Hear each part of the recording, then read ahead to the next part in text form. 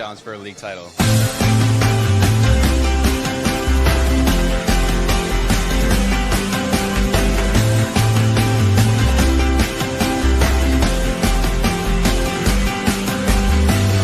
What's up, Tifos? Welcome back to another Charlotte Soccer Show this week. As Charlotte FC is riding high, and we can't help but want to talk about them as much as possible. So we're coming back at you with another episode, and it's another entry in our series of guest speakers from Apple MLS Season Pass. Dax McCarty, MLS Legend. Welcome to Charlotte Soccer Show. So happy to have you here today, Dax. Thanks for having me. What a nice intro that was. Yeah, well, I mean, I could go through the whole litany. I could do the Wikipedia page. I mean, Sure. Played for FC Dallas, played for New York Red Bulls, briefly DC United, Nashville, Atlanta. You were drafted by the Portland Timbers at one point, but didn't end up. I don't think you ever played for them. Nope. Orlando tried to get you. You have your fingerprints all over this league, and you've done so many things. I want to take you back before we get into the show and start talking some Charlotte FC. I want to talk to you about let's go back about almost 20 years to Frisco Golf Course, playing a little foot soccer, and found this video on YouTube. Tell me a little bit about your foot soccer career, man. This is great. Foot golf, excuse me. Foot golf. This is great. Oh, this is back in the day. Oh, this is when the hair was unhinged and the training gear was way baggier. Yeah, this was fun, man. What a good time this was. My foot golf skills were decent. I wouldn't say great. I think I was a little bit naive. That was a really nice, I think, par. Yeah, there we go. This was fun, man. This was fun. Look at the training gear. It always brings me back. A lot of finesse in some of these shots. Okay, yeah. maybe I was better than I gave myself credit for. But wow, what a terrible haircut. Yeah. You dominated that little short video that I found on YouTube. I just searched Dax McCarty and go as far back as I could find, and that one really struck me. That's before the social media age, right? So that's before you could see what a player was doing every waking second of the day, and so that was fun, man. Those were good times back then. That was when MLS, we were just grinding for content. And foot golf, that was really fun. I think they should have more courses dedicated to foot golf. Yeah, Johnny, my co-host, he's not here today, but he and I were talking about planning the episode, and I showed him that video, and he's like, "Oh man, we got to go play some foot golf." So just seeing that video makes it looks really fun, right? So nowadays, MLS is not so much grinding for content. MLS content is everywhere, and you, as a former player, have now become a broadcaster. They signed you up and they said, Dax is going to be on MLS 360, but you're basically on everything. You're on 360. You're on Countdown. You're on This is MLS, Kayla and Kyle. You have made a great transition because, and what I notice is you like to just be yourself. You were into the banter as a player, and that has not stopped as you move into the TV world and the social media world. You'll go at it with people a little bit on Twitter. We'll talk about your best 11 here in a little bit, but you are fully yourself, and I think that's what people love about you. What's the transition been like? Well, first of all, Danny, thanks. I appreciate that. And thank you for bringing me down memory lane right there. That was fun. Going back, making me feel young again. So thank you for that. Yeah, I have to say, it's always been in my nature, I think, to be outgoing and kind of show a different side of myself when it comes to interacting with whether that be supporters or media members, especially when I was a player. I never felt like I was above any of that. I feel like sometimes with professional athletes, whether it be how someone was raised or whether it just be someone is a little bit more protected and guarded than other people, athletes can sometimes be a little bit prickly when it comes to their day-to-day life. And I'm not necessarily saying that's a bad thing. That's just different personalities for different people. I've always been an open book. That's kind of just how I've always been throughout my whole life. My family, they're very outgoing. And so I just always find it unique and I think supporters and people who pay hard-earned money to come watch you play a game, they like to know who the person is, not just the player, right? Because you see this guy on the field, and there's so much more to, I think, professional athletes behind the scenes than people really realize. And so whether you choose to let people into your world or not is totally up to the individual. But I've always been open. I've always been, confident in sharing my experiences and my voice with people. And I think the transition, it was kind of a natural fit. I considered coaching for a very brief moment. I do love working with like younger players whenever I was the old guy on the team. And that was something that I really enjoyed doing. And I think arrogantly, I can say that, the way that I see the game kind of as a midfielder, I like to see all facets of the game. I think that would translate into coaching.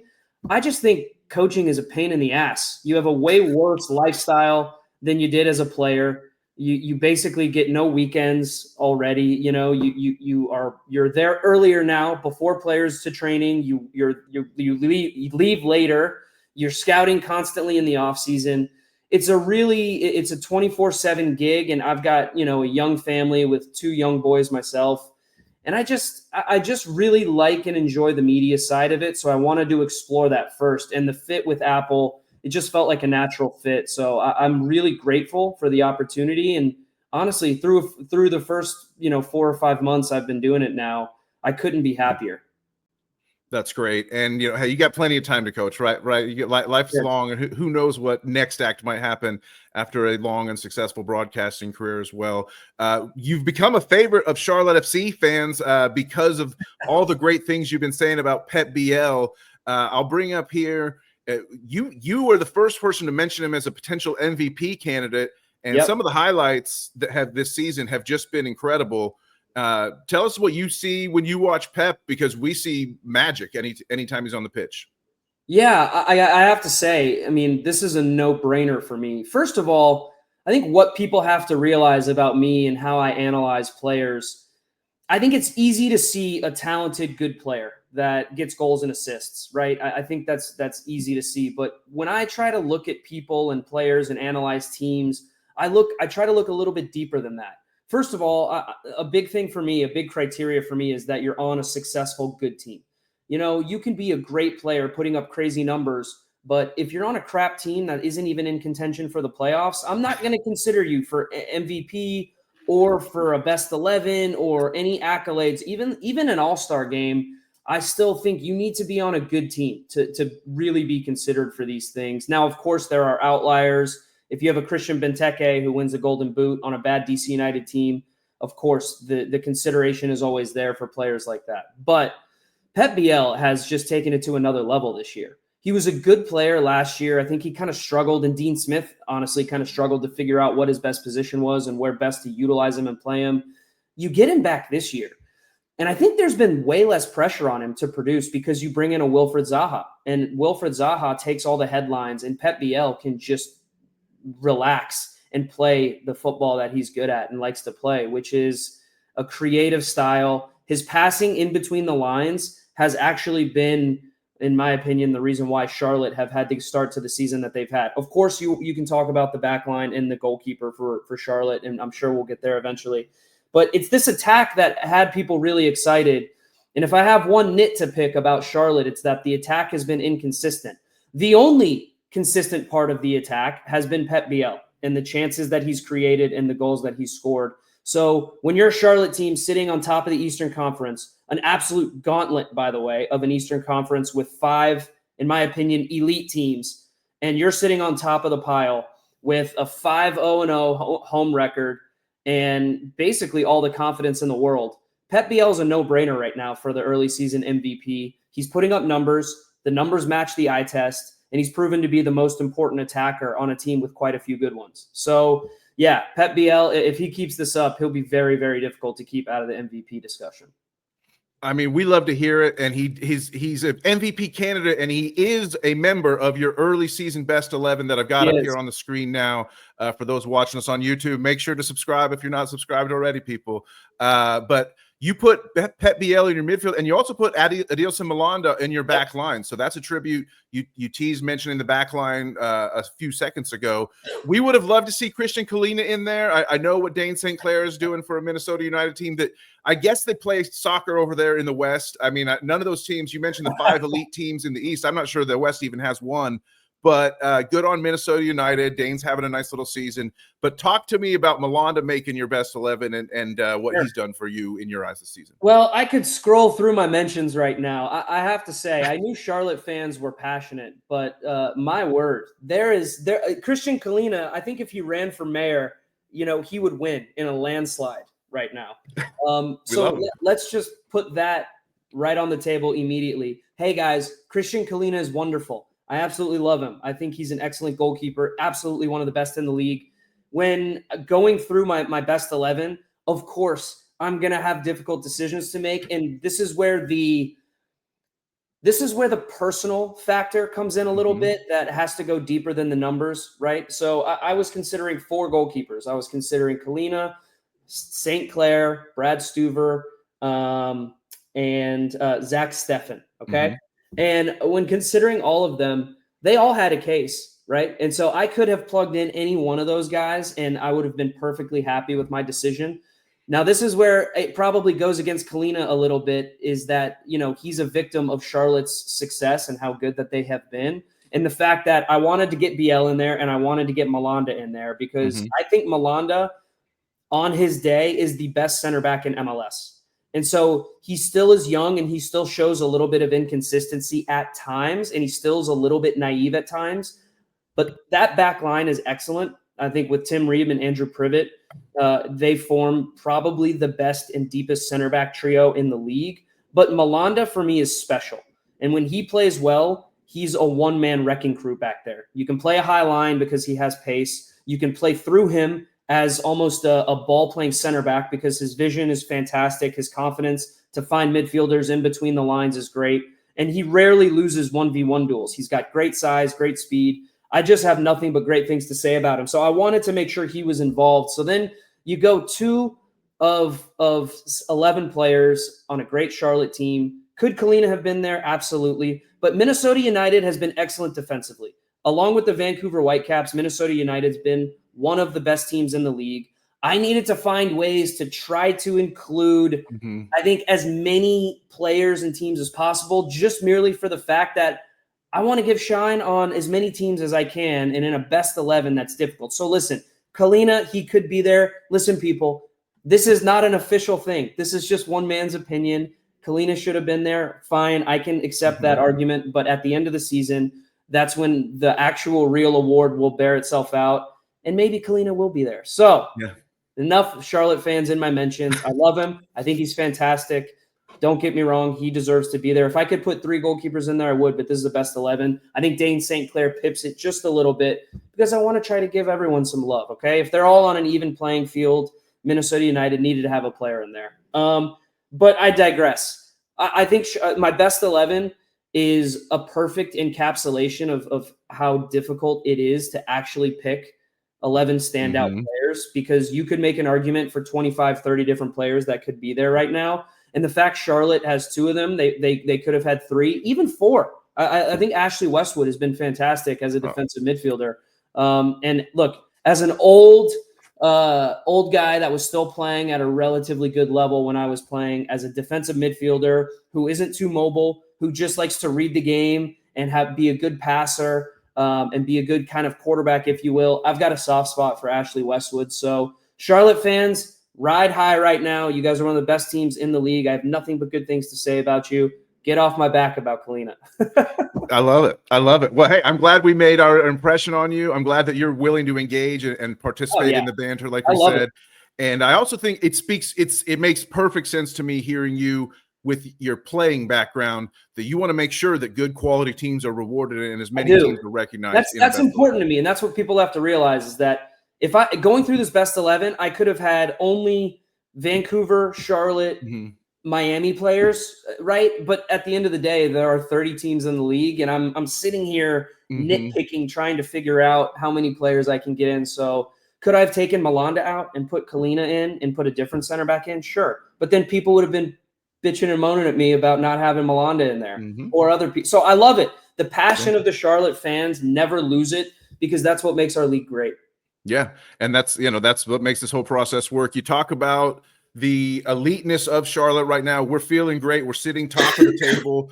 There's some people that are trying to say we're tied at the top with Cincinnati. I don't buy that argument. I think we're number one, but there are at least five teams in here, I think, capable of winning winning it all. Elite teams, like you said. What do you see when you're looking at the East? And then I want to ask you, you said you have nothing but good things to say about Charlotte, but what does Charlotte need, in your opinion, to stay up top? There's your summer window coming up. There's some depth issues on the back line with injuries now. We've talked about Ajimong maybe not delivering as many goals as we would like to see. There's a DP slot open. Where does Charlotte go from here in order to stay on top of the East? Yeah, I think you've hit a lot of really good points. And your point about the Eastern Conference, as I look at the table right now, is a really fair one.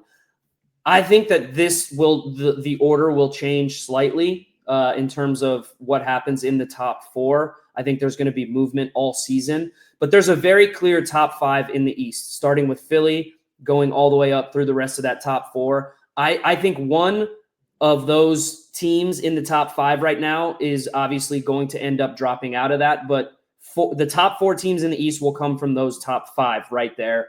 I think if the Chicago Fire add Kevin De Bruyne, that adds a wrinkle into everything. I think the Chicago Fire vault into that top 4 or 5 pretty quickly with him and his quality. But my one concern about Charlotte, and this is kind of an obvious one, is just their road form. I know that you guys won on the road in Montreal, but honestly, Montreal kind of dominated that game. And Charlotte, they played the way they normally do on the road. They sat a little bit deeper. They conceded possession.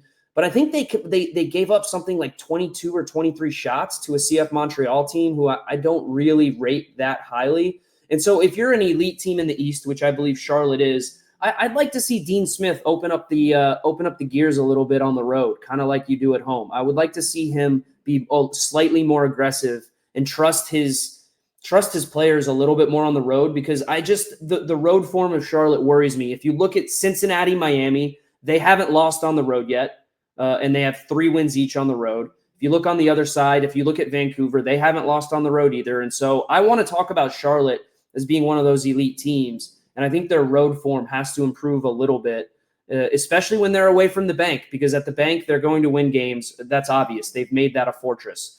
And now when you talk about player personnel, I do worry slightly about you said backline depth. I'm not as worried about backline depth. I think even with Tim Ream playing as a left back, I'm not sure what this injury to Doumbia, how long it's going to be. That's a tough one, but Tim Ream can fill a role at left back. I really liked who replaced Nathan Byrne over the weekend. Nick Scardina. I like what Scardina MLS provided. I like what he provided. And so I think the back line, while yes, you could probably use an addition there. And they did just bring in Jaquil Marshall-Ruddy on loan as well. Okay, right, so there you go. Yes. You added some depth. My big question about Charlotte is mainly around Ashley Westwood and what you do if Ashley Westwood goes down. I'd like to see another addition to help cover Ashley Westwood as a 6, because I look at your midfield and I see Brandt Bronico, I see Eric Williamson, I see Jabril Diani, and I look at them all as number 8s. I look at them as all players who fit in that late arriving box runner, run around and provide energy. I don't see any one of those guys being a tempo setter like Ashley Westwood is. And I just have a concern. And I know Ashley Westwood is the peak professional, right? He is the definition of professionalism, takes great care of his body. He's always fit and available. But look, he's older and he plays a lot of games. He plays a lot of minutes. So I'm concerned if he plays heavy minutes and picks up a small injury with who replaces him and how important he is to that Charlotte midfield. I'd like to see them add some depth behind him there as more of a number 6 that's able to cover and protect that back line. But I really don't see many holes in this Charlotte FC team. I think Dean Smith's biggest challenge is to get more out of Wilfred Zaha. And he's kind of been a little lightning rod in the studio in terms of, he needs time. His missus just gave birth, and he's been traveling back and forth, and he didn't have a big preseason. All fair. I'm not going to be hypercritical of him. He scored a couple goals. But when I watch Charlotte, I don't see him. He's not affecting games enough for the type of player that I know he can be.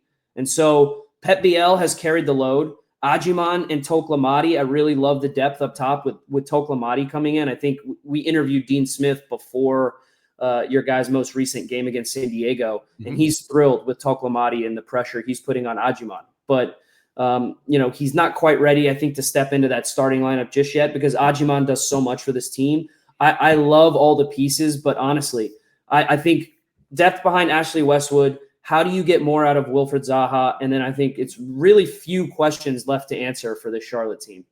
Yeah, I know. I think those are all fair questions, and we take Ashley Westwood for granted so much that thought had not even occurred to me because it's like he's our captain, he's our sort of rock that everything is built on for sure. So that is a good shout. Charlotte FC is taking on New England Revolution at home. Saturday, April 26th on Apple MLS Season Pass. Kickoffs at 7:39. I'll be in the stadium. I can't wait. But for those watching on Apple, make sure that you're checking in with the MLS 360 crew as well as the game goes on. Dax and those guys are going to be doing it. We can't wait. We do go after one more home game here. Charlotte does go on the road. You got road games against Columbus, Nashville, Orlando, all coming up in the next month. So that's a really important stretch for you guys. That's a really important stretch because I fully expect you to beat New England at home, a better New England team, by the way. So I would say to Charlotte fans, you can be confident, but don't be cocky. This could be a trap game, especially with the form that New England's in. They play in a slightly different formation now. Caleb Porter has added a third center back onto the field, and New England's going to sit a little bit deeper. Something I'm still skeptical on Charlotte on is just their ability to create chances when they're sitting when they're playing against a lower block. Pep Biel, his strength is being able to get the ball on the half turn and play runners through a high back line, which they've played against at home for the last couple of weeks. It was suicide what San Diego and even San Jose did against them. New England's not going to be like that. New England's not going to press high. New England's not going to come out of their defensive shape. It's going to be a lot harder to break New England down. And then they've got really dangerous players going the other way. Carlos Hill has started the season in a really strong vein of form. So if I'm Charlotte, I'm being a little cautious about this game against New England. I would say that this is going to be a very tricky fixture. But once you go on the road and you play against the Columbuses and even a better Nashville team and an Orlando team that has proven they can score goals, I would say this is going to be a huge test, and we're going to really see where Charlotte stands, I think, after this road trip. Totally agree, and we can't wait. We're just glad to be in the conversation after, one thing about Charlotte fans you should know, and this is just me, but I can't speak for the entire fan base, but when you watch expansion projects like Atlanta United come out and win MLS Cup within a few years, LAFC, a dominant force ever since they entered the league, Inter Miami, after a couple down years, able to bring in mega stars, global superstars. And Charlotte's just been kind of chugging along as like the little expansion team that could. We've gotten a little bit better every year, started pretty damn slow in 2022. So we feel great about where we're at right now, but I agree with you that it is all a little fragile. 2-1 comeback win at home against Nashville, that could have been a loss, and we'd be dropping like a stone down that table. I would be excited. I would be excited, but obviously with a cautious approach as well. Charlotte, they've shown some vulnerabilities for sure. If Walker Zimmerman doesn't go out with a pretty scary looking injury, totally freak injury, by the way, no malice involved at all. But if he doesn't go out with that injury, I agree with you. I think Charlotte's looking at their first home loss in quite a long time. But again, you can only get the results that we've seen, and they've shown a propensity to be really resilient. And that's what I love about Dean Smith. And by the way, Dean Smith is amazing. What a great get for Charlotte and for this league. I love how open he is. I love his interviews. I love his interactions with fans. I love his sense of humor. And I just love how honest he is. He's awesome. He's a great interview, and he's a great coach. You can just see that the way he sets the team up, he sets them up to be successful. So I think Charlotte fans should be thrilled that he signed a long-term contract and that he's happy in Charlotte because he's a great coach. Well, you've given me a chance to pop up my favorite recurring graphic on the show. This is from preseason in Coachella a couple years ago. Dino's at the wheel. Are those real sunglasses? Yeah, those are actual aviators he was wearing that day. So yeah, this was in 2024 preseason in Coachella, and we saved that one and busted out at any time. Last thing for you before you go, and thank you for being so gracious with your time today, Dax. Really appreciate it. But just plug your Major League Journeyman podcast. I know your Apple's paying the bills, but this is sort of maybe a side project that you do with a couple buddies, and it's pretty cool. Oh, I appreciate that, man. So Major League Journeyman, it's something myself, Alan Gordon, and Dan Gargan, two tremendous journeyman throughout their MLS days as well. We just started it a couple years ago now, and we're still trying to kick on with it. It's just a passion project. We have a lot of fun with it. It's where we can be more open, talk about things in the league that we're loving and things that we aren't loving, and then talk a little bit about the U.S. men's national team, just everything with American soccer, little longer form. With Apple, it's fantastic. I absolutely love the shows, but we really don't get a ton of time to go in depth on some of these things that we would love to go in depth on. So that's where my outlet is, right there. I think we do a pretty darn good job. So any support from the Charlotte fans, if we see our metrics in Charlotte, North Carolina pop up, maybe we're going to talk about Charlotte a lot more. That's for sure. Excellent. Good to know. And for a club that, even though he's only really played for a couple clubs, sometimes people would describe Brandt Bronico as a journeyman. They'd be like, "Oh, Brandt Bronico, the journeyman." And like, he's only really played for Chicago Fire and Charlotte, but because he's just sort of that type of player, I guess people call him that. But you should have him on sometime, and talk Absolutely. about the non-journeyman for sure. Brandt Bronico, great kid. I can't call him a kid anymore. He is getting up there into veteran territory, but I'm really proud of him, man. He came into our Chicago team as a rookie, and I didn't quite know what to make of him. And Brandt knows this. I was skeptical about his long-term prospects as an MLS player, just purely from like you weren't the only one, just purely from a technical perspective. But man, I can't tell you how impressed I am with how far he's come in terms of. He's really self-aware. I love that about him. And he asked questions and he wanted to get better. And he was constantly he was that annoying kid who was always asking about different scenarios and about how he could improve. And I love that. I don't think we see enough of young players who really want to use the type of veterans that he had at his disposal, with a guy like Juninho from the LA Galaxy, Bastian Schweinsteiger, myself. And he just steadily got better and better and better. And to see him now thrive in his hometown in Charlotte, and honestly make himself almost undroppable from one of the best teams in the league, I think it's just a testament to his work rate and to how it doesn't matter what people perceive your talent level or ceiling to be. The harder you work, the better you'll get, and the more lucky you'll get. You'll make your own luck. And BB is like a perfect encapsulation of that. So Charlotte fans, make sure you don't take players like that for granted, because those are the backbones of successful teams in MLS. The Bronicos and the Westwoods and the Reams. Honestly, you guys have a good thing going. Fit BB, what a guy. Yeah, he's relentless for sure. Thank you for all the kind words. Thank you for the advice. Thank you for the perspective, and thank you for the time. Really appreciate it, Dax McCarty. Everyone go watch him on Apple. Listen to Major League Journeyman. And we got a long way to go. This season's just getting started, and there's many more best 11s to come. So if you could send us out, we like to say it's Charlotte FC. It's for the crown, baby. Can you give us our catchphrase, please? Absolutely. Charlotte FC. It's for the crown. Good luck this weekend, baby. For the crown, baby. I didn't know baby was also in there. I thought that was just like a little Danny spin on that. Thanks, Dax. Good luck to you guys.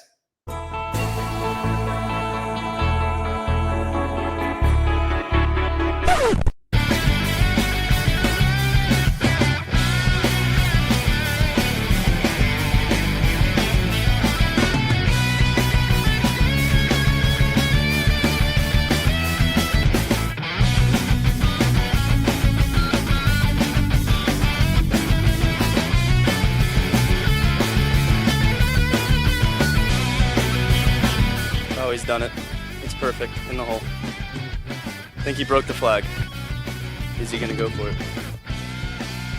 Oh, that's not a bad attempt. And he's done it.